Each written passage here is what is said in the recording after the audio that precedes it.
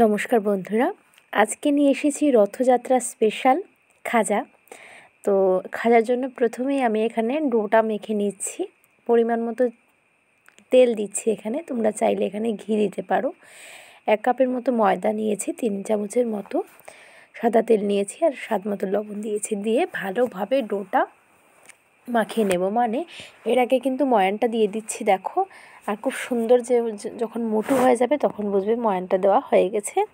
তখন কি করবে, নর্মাল টেম্পারেচারের জল নিয়ে একটু একটু করে জল দেবে, দিয়ে সুন্দর একটা ডো কিন্তু আমরা তৈরি করে ফেলব। তো রথযাত্রাতে পাঁপড় ভাজা থেকে শুরু করে এই খাজা গজা সবই কিন্তু প্রসিদ্ধ খাবার। তো আমি প্রত্যেকবার বানাই, তবে এবার আর বানানো হয়নি, কারণ এবার সত্যিই শরীরটা বেশি ভালো না। এখন আর ভিডিও কন্টিনিউ করতেই পারছি না। তোমরা তো দেখতেই পাচ্ছ যে শর্ট ভিডিও দিচ্ছি রান্নার, আগের যা শর্ট ভিডিও ছিল। কারণ বড় ভিডিও বানানোর ধৈর্য বলো, শক্তি বলো, কোনো কিছুই আমার এখন নেই।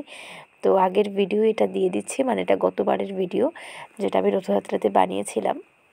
তো তোমরা এটা দিয়ে এবার চালিয়ে নাও।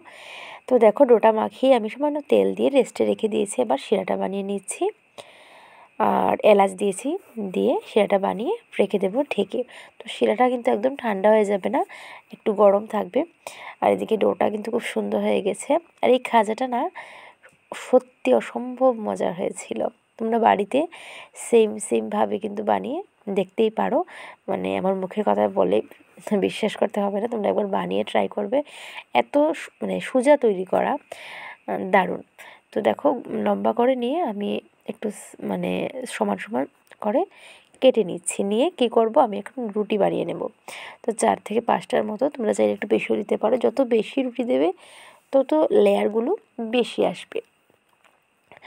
তো আবার শুধু আজকে তো বলছি, কি জানি হচ্ছে, এমন পাগল হয়ে যাব আমি। দেখো, রুটিটা বেলে নিচ্ছি। দেন রুটির মধ্যে 5টা রুটি যখন বেলা হয়ে যাবে, রুটির গায়ের মধ্যে কিন্তু আমি, তোমরা চাইলে ঘি দিতে পারো, তবে আমি তেল দিয়েছি। সামান্য একটু তেল দিয়ে তেলের মধ্যে উপরে আবার অল্প অল্প ময়দা, তোমাদের ঘরে ময়দা না থাকলে কর্নফ্লাওয়ার দিতে পারো, কর্নফ্লাওয়ার না থাকলে আটা দিতে পারো, আটা না থাকলে চালের গুঁড়ি দিতে পারো। দিয়ে এই সেমভাবে একটার পরে একটা রুটিটাকে সেমভাবে করে নেবে, তেল আর ময়দা দিয়ে। দেন লাস্টের রুটিটা কিন্তু উপরে দিয়ে আবার, তো লাস্টেরটা তো দিলাম, এটাতে না দিলেও হয়, কিন্তু আমি জানি না কেন আমার একটু মাথা খারাপ আছে, আমি দিয়ে দিয়েছি, হয়তো ভুলে দিয়ে দিয়েছি, না দিলেও হবে। তো তারপরে কি হবে, এগ রোলের মতো রোল করে নেবে, যাতে ভেতরে কোনো ফাঁকা অংশ না থাকে। শুধু ভুলভাল বলছি আজকে, ফাঁকা অংশ না থাকে। তারপর অর্ধেক জায়গাতে কী করবে, সামান্য একটু জল কিন্তু দিয়ে দেবে, তাহলে খুব সুন্দর সিল হয়ে যাবে, তেলের মধ্যে দেওয়ার পরে আর খুলে আসবে না। তারপরে একটু লম্বা করে নিচ্ছি, দেন এটাকে ছুরির সাহায্যে কেটে নিচ্ছি। সাইডগুলো আগে কেটে নিলাম, তারপরে তোমরা চাইলে যে যেরকম শেপ পছন্দ করো। আর এটা বানানোর পর না একটা স্যাটিসফ্যাকশান মনের মধ্যে আসে, যে এত সুন্দর একটা জিনিস আমি নিজে তৈরি করলাম, আর কাউকে যদি সার্ভ করো, এটার মজাই আলাদা। আমি যদি এই খাজাটা ঘরে বানাই আর কাউকে সার্ভ করি, আমার এত আনন্দ লাগে, সব মন খারাপ ভালো হয়ে যায়। দেখতে এতটা সুন্দর হয়, খেতেও অস্বাভাবিক, ভীষণ মজা। তোমরা একবার ঘরে অবশ্যই ট্রাই করবে এই খাজাটা, অ্যান্ড অবশ্যই সময় বের করে, কারণ স্টেপ বাই স্টেপ অনেক প্রসেসিং থাকে। তো দেখো, করার পরে তোমরা দেখতেই পেলে, আমি হাতের সাহায্যে একটু প্রেস করে এটাকে একটু বেলে নিচ্ছি, জাস্ট হালকা করে। তো এবার তৈরি হয়ে গেল, বেলাটা করে নিলাম। এবার তেলটাকে মিডিয়াম আঁচ করে রেখেছি।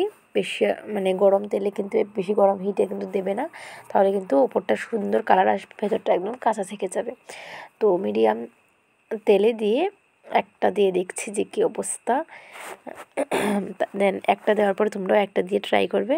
তারপরে আমি আরও বেশি দেব না, কারণ তোমাদের যদি একটু কড়াইটা একটু বড় হয় তাহলে বেশি দেবে। আমার যেহেতু 3টাই হয়েছে, আরামসে কমফোর্টেবল ওরা 3টা। দেখো 3টা বলছি, ওরা যেন মানুষ। আমার আজকে সত্যি আসলে অনেক রাত এখন, আমি সকালবেলা উঠবো, এখনও ঘুম আসছে না, ভয়েস ওভার দিচ্ছি, আমি একদম কী হচ্ছে আমি কিছু বুঝতে পারছি, সারাদিন ঘুমাইনি।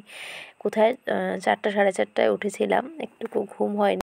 তার জন্যই ভয়েস ওভার করতে সব পাগল পাগল লাগছে, উল্টো পাল্টা বকছি।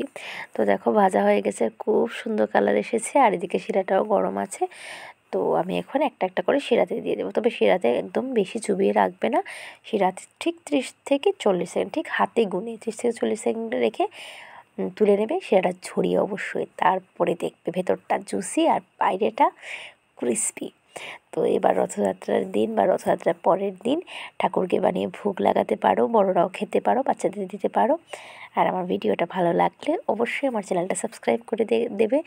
আর যদি আমার পেজ থেকে দেখে থাকো ভিডিওটা, থাকে প্লিজ আমার পেজটাকে ফলো করে দিও।